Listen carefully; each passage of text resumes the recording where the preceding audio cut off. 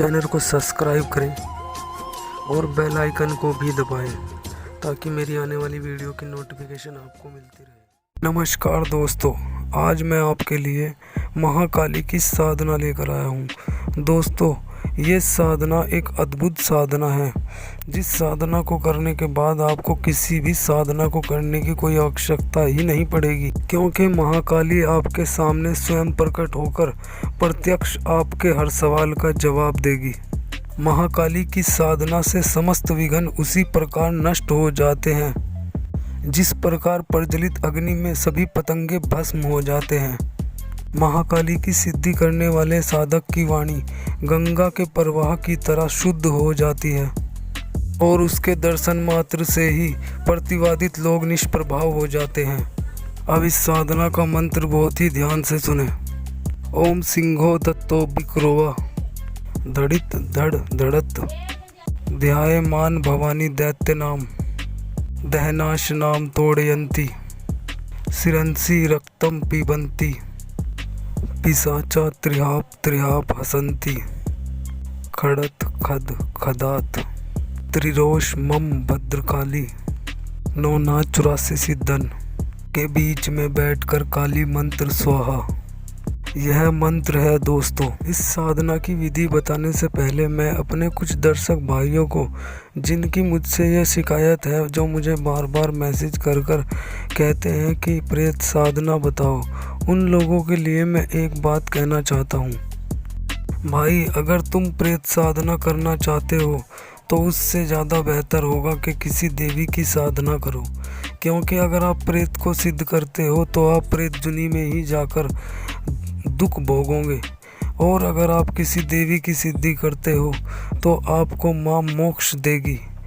दोस्तों, इसीलिए मैं समझाता हूँ कि प्रेत साधना या बेताल साधना या जिन साधना ना करें, क्योंकि ये इस तरह की साधना करने से आप एक बार ये साधना सिद्ध कर अपने हर कार्य को संवार सकते हो, लेकिन आपकी मृत्यु के बाद ये चीज़ें आपके परिवार को परेशान करेंगी। इसीलिए आप अपनी सुख के लिए, अपने परिवार को दुख भोगने के लिए ये साधना कर सकते हो। दोस्तों, महाकाली एक ऐसी देवी है जिसका सामना करने की शक्ति स्वयं इंद्र में भी नहीं है। दोस्तों, इसलिए मैं आपको समझाता हूँ कि किसी देवी की साधना करें। और जो मैं आज साधना बता रहा हूँ, अगर आप मंजे हुए साधक हैं और आपको साधना करने का तजुर्बा है तो इस साधना का अनुभव जरूर उठाएं। इस साधना को कोई भी कमज़ोर दिल वाला व्यक्ति या कोई नया साधक या जिसका कोई गुरु नहीं है, वो इस साधना को बिल्कुल भी ना करे, क्योंकि यह साधना बहुत ही घातक है। अब इस साधना की विधि ध्यान से सुने। यह भद्रकाली का मंत्र है। इसका निर्जन स्थान या शमशान में अर्धरात्रि के समय 41 दिन में 31 माला रोज जाप करनी है। जाप काल में धूप दीप नौवेद मांस मदिरा बलि आदि की प्रक्रिया करनी पड़ती है।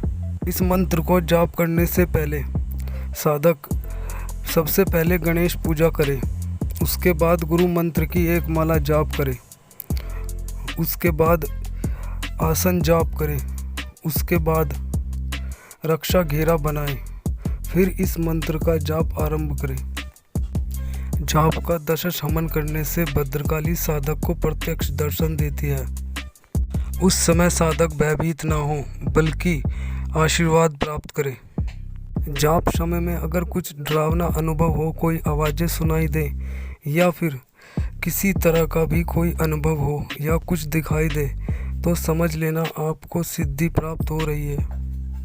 दोस्तों, ये साधना अचूक है लेकिन खतरनाक भी है। इस साधना को बिना गुरु वाले व्यक्ति ना करें और नए साधक भी इस साधना को ना करें। इस साधना को सिर्फ मंजा हुआ साधक ही करे या बहुत ही तजुर्बेकार साधक हो वो करे। दोस्तों, यह साधना गुरु शिष्य परंपरा से मिली हुई है और इस साधना को हमारे पंथ में गुरु तब देता है जब वो शिष्य को किसी लायक समझता है। दोस्तों, ये साधना मैंने आप लोगों के अनुभव के लिए डाली है और जो मेरे भाई मंजे हुए साधक हैं उन लोगों के लिए डाली है। ठीक है दोस्तों, आज के लिए इतना ही। मेरे चैनल को लाइक करें, सब्सक्राइब करें और बेल आइकन को भी ज़रूर दबाएं ताकि मेरी आने वाली वीडियो की नोटिफिकेशन आपको मिलती रहे। और अगर आप मुझसे कुछ पूछना चाहते हैं तो कमेंट कर पूछ सकते हैं।